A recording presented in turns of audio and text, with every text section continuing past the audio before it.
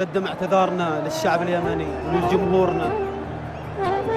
كلنا ما كنا متوقعين هذا الشيء، بس لا نكذب على انفسنا، هذا واقعنا وهذا حالنا. خلينا نخرج عن نص الرياضة شوية. مسؤولينا، حكامنا، يعني العالم تعطف علينا. انتم متى تعطفوا علينا؟ متى تشوفوا وضعنا؟ يعني متى نرجع؟ متى نحس عندنا دوري، لاعبين محترفين بأماكن بدول الخليج وبغيرها؟ يعني والله تعبنا من هذا الحال. واصل واحنا نقدم الاعتذار، صحيح نقدم الاعتذار، هذا حالنا.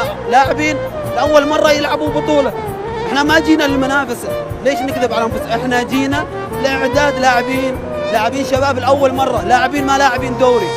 ولهذا نقدم اعتذارنا لجمهورنا.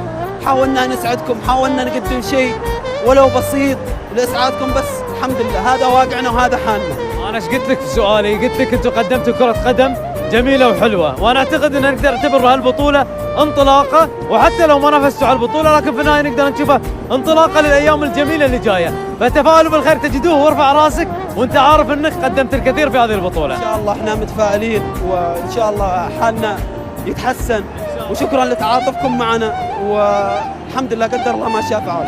احنا واحد في النهاية وهارد لك وامتعتونا، وللأسف بنشوفكم برا البطولة، لكن إن شاء الله القادم دائما يكون أفضل. ناصر الله يعطيك العافية. الله يعافيك حبيبي. أشوف ابتسامتك. الله يحفظك. بس خلاص حبيبي يعطيك العافية، الله يحفظك.